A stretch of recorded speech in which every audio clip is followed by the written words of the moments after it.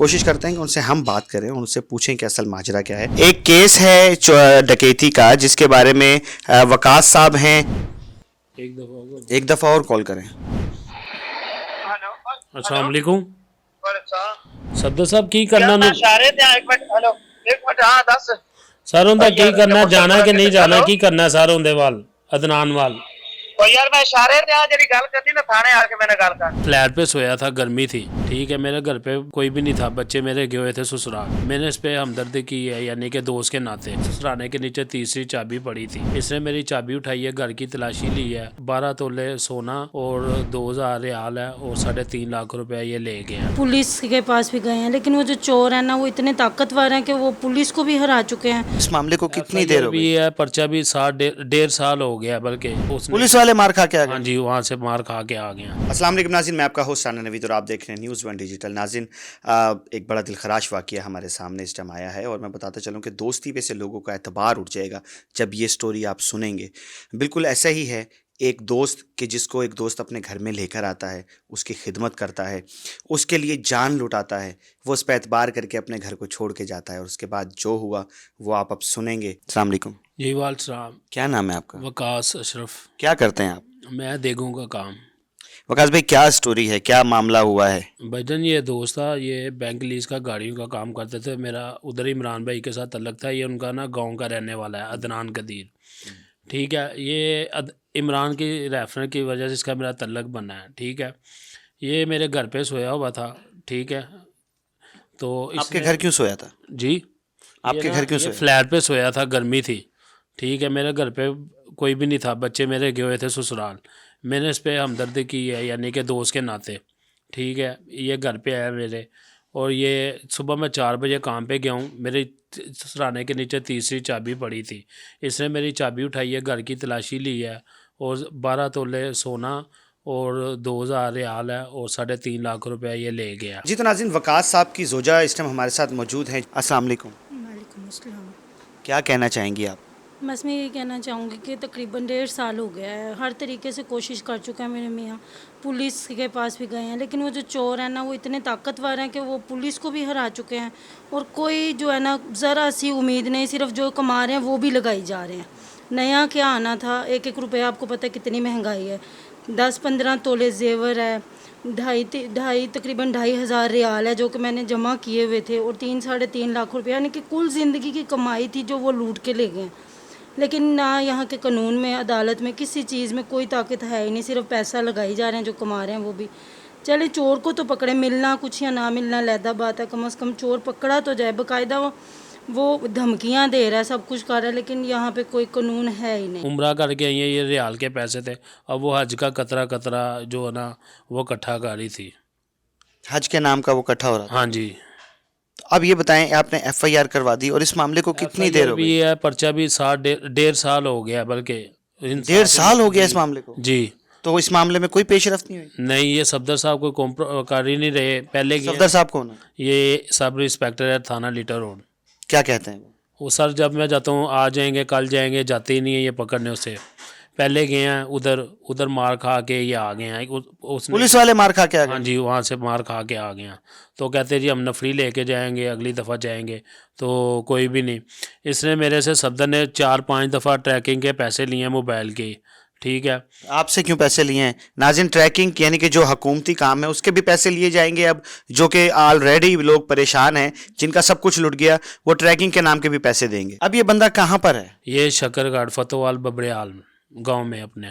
तो पुलिस वालों को पता है कि वो वहाँ पर मौजूद है? जी, उसने उधर फार्म बनाया मुर्गी का ना, ये उधर ही है बंदा। यार, जब आपको पता है कि वो बंदा कहाँ है तो पुलिस को नहीं पता होगा? पुलिस क्यों नहीं जा रही? सर पुलिस कहती है जी मैं जाऊंगी। मेरी सिर्फ यही आपसे रिक्वेस्ट है कि जो मेरा घर का सामान गया ना, ये उससे मेरी बरामदगी जो है ना वो की जाए। बस मेरी यही अपील है।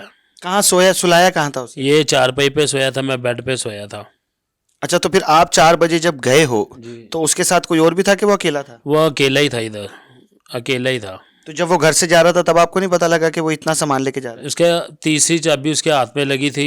ये मुझे नहीं पता उसने क्या किया है, कैसे किया है। पुलिस वाला जो सफदर है ना, वो कहता जी मैं आपके साथ चलूँगा। उधर गया, आया हमारे पास, ठीक है। उसने कहता जी मुझे अफसर ने कह दिया है, इंचार्ज साहब ने, कि मुझे और काम है, ये काम को तुम छोड़ो, तुम एक ही काम पे मगर लगे हो। फिर हम वहाँ पे बंदे थे, ठीक है, हमने उनसे मशवरा किया, राना तारक साहब मेरे दोस्त से, वो मेरे साथ गया। हमने उनसे पूछा ये सफदर साहब, पहले कहते जी मैं अंदर से होके आया हूँ, अंदर गया ही नहीं वो, या ये सफदर ना इनके साथ मिला हुआ असल बात में ये। अच्छा, आप क्या समझते हैं सफदर ये ऐसा क्यों कर रहा है? पता नहीं, ये सिर्फ पैसों के लिए कर रहा है, कभी मेरे से लेता है कभी उधर से लेता है, ये सिर्फ पैसों के लिए कर रहा है ये काम। तो क्या कोर्ट ने उनको इश्तिहारी करार दे दिया है ये जो भागा हुआ है? हाँ जी, इश्तिहारी करार दिया हुआ है, ठीक है, इसकी उनकी पावर बड़ी है, असल में बात ही है। ये देख सकते हैं नाज़रीन, सफदर जो सब इंस्पेक्टर है उनको ये कॉल मिलाई हुई है और बकौल इनके कि वो कॉल जल्दी से नहीं उठाते हैं। ये एक दफ़ा फिर मैं दिखा रहा हूँ कि आप ये देख लें जूम करके नंबर भी, और ये सब इंस्पेक्टर हैं, थाना लिटन रोड के, सफदर इनका नाम है। अस्सलाम वालेकुम। हेलो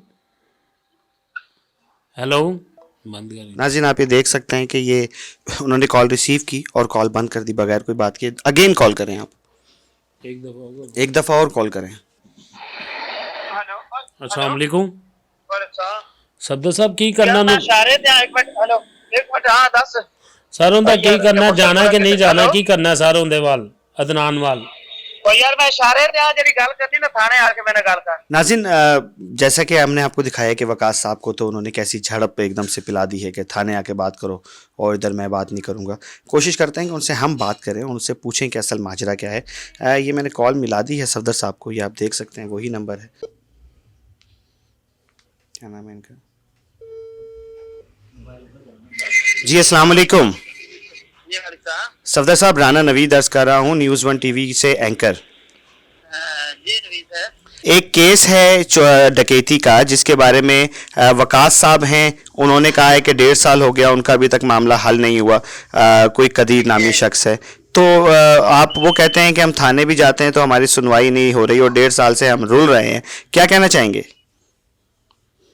ऐसे है कि सर इन्होंने एफआईआर जो है ना पहले एक नामलूम बंदे के खिलाफ दर्ज करवाई थी कि भी इनको पता ही नहीं है भी ये चोरी किसने की है, अननाउन के खिलाफ एफआईआर करवाई।